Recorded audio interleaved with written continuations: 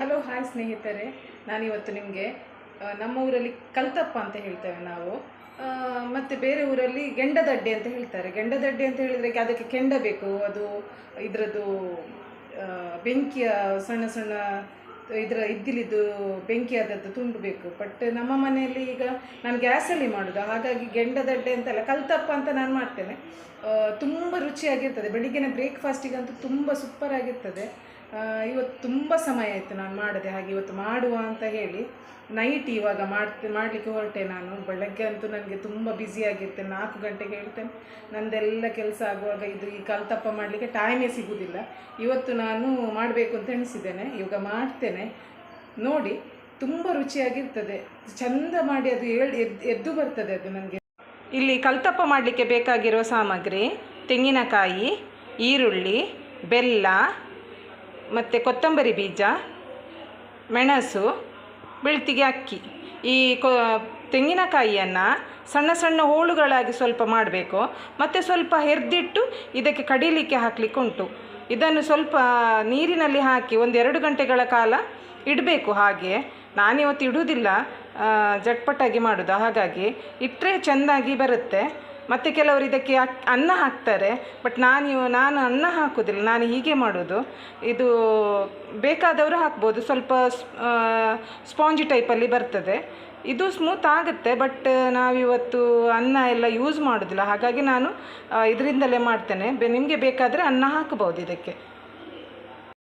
ಇಲ್ಲಿ ನಾನು ನೀರುಳ್ಳಿಯನ್ನು ಸಣ್ಣ ಸಣ್ಣ ಹೋಳುಗಳಾಗಿ ಮಾಡಿಟ್ಟಿದ್ದೇನೆ, ಮತ್ತು ಸ್ವಲ್ಪ ತೆಂಗಿನಕಾಯಿ ಸಣ್ಣ ಸಣ್ಣ ಹೋಳುಗಳಾಗಿ ಮಾಡಿಟ್ಟಿದ್ದೇನೆ ನೋಡಿ.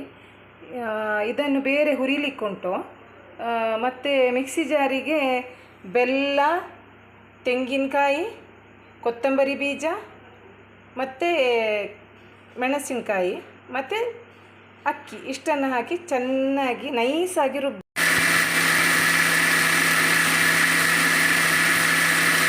ಇಲ್ಲಿ ನೋಡಿ, ಈ ಕಲ್ತಪ್ಪ ಮಾಡಬೇಕಾದ್ರೆ ಇಷ್ಟು ದಪ್ಪ ಬಾಣಲೆ ಬೇಕು ಮಾತ್ರ.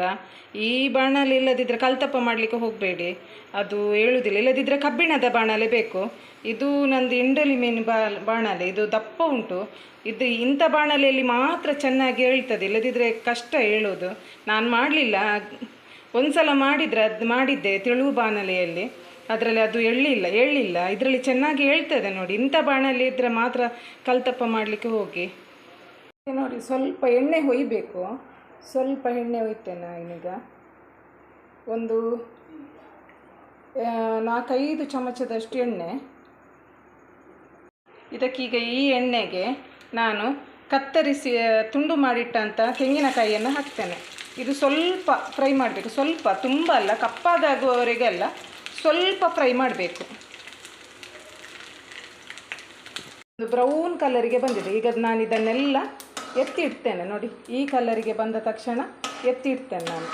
ಇದನ್ನು ಈ ಬಟ್ಟಲಿಗೆ ಹಾಕಿ ಇಡ್ತೇನೆ.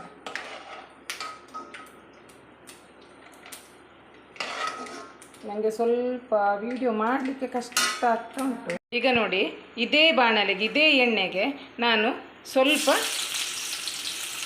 ಈರುಳ್ಳಿಯನ್ನು ಹಾಕ್ತೇನೆ ನೋಡಿ. ಈರುಳ್ಳಿ ಸ್ವಲ್ಪ ಹಾಕ್ತೇನೆ.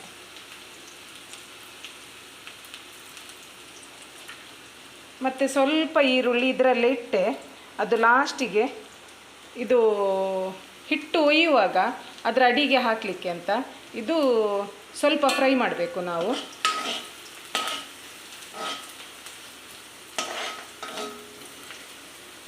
ಇಲ್ಲಿ ನೋಡಿ, ನಾನು ಹುರಿದಿಟ್ಟ ಈರುಳ್ಳಿ ಮತ್ತು ತೆಂಗಿನಕಾಯಿ ಇದೆಲ್ಲವನ್ನು ಅರ್ಧಿಟ್ಟ ಹಿಟ್ಟಿಗೆ ಮಿಕ್ಸ್ ಮಾಡ್ತೇನೆ. ಈಗ ಇದಕ್ಕೆ ಹಾಕಿ ಚೆನ್ನಾಗಿ ಒಂದು ಸೌಟು ಹಾಕಿ ತಿರುಗಿಸಬೇಕು.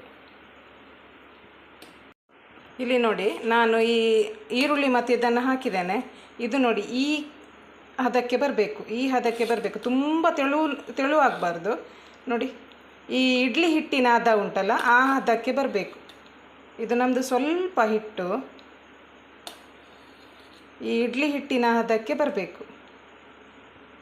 ಇಲ್ಲಿ ಉಂಟಲ್ಲ, ನಾನು ಅದು ಈರುಳ್ಳಿ ಮತ್ತು ತೆಂಗಿನಕಾಯಿ ಫ್ರೈ ಮಾಡಿದ್ದು ಎಣ್ಣೆ ಇದೆ ಅಲ್ಲ, ಅದು ಉಳಿದಿತ್ತು. ಅದಕ್ಕೆ ನಾನು ಇದನ್ನು ಈಗ ವೇಸ್ಟ್ ಮಾಡದೆ ಅದಕ್ಕೆ ಹಾಕ್ತಾಯಿದ್ದೆ. ನಾನು ಸ್ವಲ್ಪ ಉಳಿದಿಟ್ಟ ಈರುಳ್ಳಿಯನ್ನು ಇದಕ್ಕೆ ಹಾಕ್ತಾ ಇದ್ದೇನೆ. ಈಗ ಈರುಳ್ಳಿ ಹಾಕಿ ಮತ್ತು ನಾನು ಈ ಹಿಟ್ಟನ್ನು ಇದಕ್ಕೆ ಹುಯ್ತಾ ಇದ್ದೇನೆ.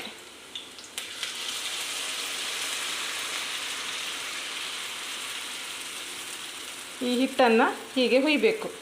ಹುಯ್ದು ಮತ್ತು ಹಾಗೆ ಒಂದು ದೊಡ್ಡ ಮುಚ್ಚಳ ಇದೆ ನನ್ನ ಹತ್ರ, ಆ ಮುಚ್ಚಳವನ್ನು ಮುಚ್ಚಬೇಕು. ಇದನ್ನು ಹೀಗೆ ದೊಡ್ಡ ಹುರಿಯಲ್ಲಿ ಬೇಯಿಸಿದರೆ ಅದು ಸೀದು ಹೋಗ್ತದೆ, ಬೇಗ ಸೀದು ಹೋಗ್ತದೆ. ಅದಕ್ಕೆ ಸಣ್ಣ ಹುರಿಯಲ್ಲಿ ಚೆನ್ನಾಗಿ ಬೇಯಿಸಿದರೆ ನೋಡ್ತಾ ಇರಬೇಕು ಮಾತ್ರ, ಬೇಯಿಸಿದರೆ ಒಳ್ಳೆಯದಾಗ್ತದೆ. ಇದು ಬಣಾಲೆ ಅಡ್ಡೆ ಅಂತ ಹೇಳ್ತಾರೆ, ಬಣಾಲೆ ಅಡ್ಡೆ ಅಂತ. ಇದು ಹೀಗೆ ಆಗಿದೆ ನೋಡಿ. ನಾನು ಒಂದು ಕೈಯಲ್ಲಿ ಇದನ್ನು ಹೀಗೆ ಮಾಡಬೇಕು ನೋಡಿ, ಚೆನ್ನಾಗಿ ಹೇಳ್ತದೆ ಮಾತ್ರ. ಇದು ನಡು ಬೇಯಲಿಲ್ಲ, ಇನ್ನೂ ಬೇಯಲಿಕ್ಕುಂಟು ನೋಡಿ. ಈಗಲೇ ಚೆನ್ನಾಗಿ ಎದ್ದು ಕುತ್ಕೊಂಡಿದೆ. ನಾನು ಒಂದೇ ಕೈ, ನನ್ನ ಕೈಯಲ್ಲಿ ಒಂದು ಕೈಯಲ್ಲಿ ನಾನು ವಿಡಿಯೋ ಮಾಡ್ತಾ ಇದ್ದೇನೆ, ಇದು ಒಂದೇ ಕೈಯಲ್ಲಿ ತೆಗಿಬೇಕೀಗ. ನೋಡು ಬಂದರೆ ಬರ್ತದೆ. ಹಾಕುವ, ತಿರುಚಿ ಹಾಕುವ ಅಂತ ಇದ್ದೇನೆ ನಾನು ಒಂದೇ ಕೈಯಲ್ಲಿ. ಈಗ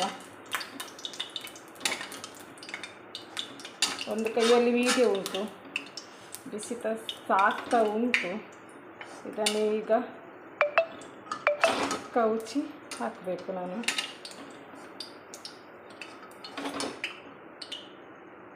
ಕೌಚಿ ಹಾಕಿ ಮತ್ತೆ ಈಗ ನೋಡು, ಇನ್ನೊಮ್ಮೆ ತಿರುಚಿ ಹಾಕಿ ನೋಡ್ತೇನೆ ನಾನು. ತಿರುಚಿ ಹಾಕಿ ಬಿದ್ದರೆ ಬೀಳ್ತದೆ. ಇದು ಹಿಡೀಲಿಕ್ಕೆ ಇನ್ನೊಬ್ಬರು ಜನ ಬೇಕು, ಹಾಗೆ ಇದ್ದರೆ ಒಳ್ಳೆಯದಾಗ್ತದೆ ನೋಡಿ. ಹಾಕಿದೆ ಒಂದೇ ಕೈಯಲ್ಲಿ. ಸಾರಿ, ಚೆನ್ನಾಗಿ ಬರದಿದ್ದರೆ, ವಿಡಿಯೋ ಚೆನ್ನಾಗಿ ಬರದಿದ್ದರೆ ನೋಡಿ. ಇದನ್ನು ತಿರುಚಿ ಹಾಕಿ ಇನ್ನೊಮ್ಮೆ ಸ್ವಲ್ಪ ಬೇಯಿಸಬೇಕು. ಬೇಯಿಸಿ ಇದ್ದರೆ ಇದು ಮತ್ತೆ ಆಗ್ತದೆ. ಇದು ಅಡಿಯಲ್ಲಿರುವಂಥ ಇದು ಉಂಟಲ್ಲ, ಅದು ಬೇಯಬೇಕು. ಇದನ್ನು ಮುಚ್ಚಿ ಈಗ ಇಡಬೇಕು ನಾವು.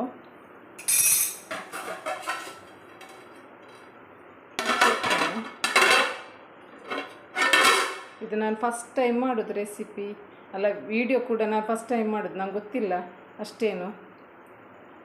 ನೋಡಿ ನನ್ನ ಬಣಾಲೆ ಅಡ್ಡೆ ರೆಡಿಯಾಗಿದೆ. ನಾನು ಇದನ್ನೀಗ ಮತ್ತೊಂದು ಇದಕ್ಕೆ ಹಾಕ್ತಾ ಇದ್ದೇನೆ. ನೋಡಿ ಎಷ್ಟು ಚೆನ್ನಾಗಿ ಬಂದಿದೆ ಅಂತ ಹೇಳಿ. ಇದು ಅಡಿಯಲ್ಲಿ ಕ್ರಿಸ್ಪಿ ಇರ್ತದೆ, ಮೇಲ್ಭಾಗ ಹೀಗೆ ಇರ್ತದೆ. ಇದು ಚೆನ್ನಾಗಿ ರುಚಿಯಾಗಿರುತ್ತದೆ. ನಾನೀಗ ಈ ಬಣಾಲೆ ಅಡ್ಡೆಯನ್ನು ಕಟ್ ಮಾಡಿದೆ. ನನಗೆ ಕಟ್ ಮಾಡುವುದನ್ನು ತೋರಿಸ್ಲಿಕ್ಕೆ ಆಗಲಿಲ್ಲ, ಯಾಕೆಂತ ಹೇಳಿದರೆ ನನಗೆ ವಿಡಿಯೋ ಮಾಡಬೇಕಿತ್ತು, ಹಾಗಾಗಿ ಹೀಗೆ ಬಂದಿದೆ ನೋಡಿ. ನೋಡಿ ಇದು ಬಣಾಲೆ ಅಡ್ಡೆ. ಇದು ಭಾಗ ಉಂಟಲ್ಲ ತುಂಬ ಕ್ರಿಸ್ಪಿಯಾಗಿರ್ತದೆ, ತಿನ್ನಲಿಕ್ಕೂ ಚೆಂದ ಇರ್ತದೆ. ಎಣ್ಣೆ ಸಹ ಅಷ್ಟೊಂದು ಅದು ಹೀರ್ಕೊಳ್ಳೋದಿಲ್ಲ. ನಾನು ಹಾಕಿದ ಎಣ್ಣೆಯಲ್ಲಿ ಇಷ್ಟು ಅದರಲ್ಲೇ ಬಾಣಲೆಯಲ್ಲಿ ನಾನು ಮಗುಚಿ ಹಾಕಿದೆಲ್ಲ, ಆಗ ಅದರಲ್ಲೇ ಉಳಿತದೆ ನೋಡಿ. ಇದು ಎಣ್ಣೆನೂ ಅಷ್ಟು ಹಿಡಿದುಕೊಳ್ಳೋದಿಲ್ಲ. ನೋಡಿದ್ರಲ್ಲ ಬಾಣಲೆ ಅಡ್ಡೆ ಒಳ್ಳೆ ಚೆಂದ ಮಾಡಿ ಹೇಗೆ ಈಸಿಯಾಗಿ ಮಾಡ್ಬೋದು ಅಂತ. ನೀವು ಒಮ್ಮೆ ಟ್ರೈ ಮಾಡಿ. ಚೆನ್ನಾಗಿದ್ದರೆ ಲೈಕ್ ಮಾಡಿ, ಶೇರ್ ಮಾಡಿ, ಸಬ್ಸ್ಕ್ರೈಬ್ ಮಾಡಿ, ಕಮೆಂಟ್ ಮಾಡಲಿಕ್ಕೆ ಮರಿಬೇಡಿ. ಒಮ್ಮೆ ಮಾಡಿ ನೋಡಿ ನೀವು.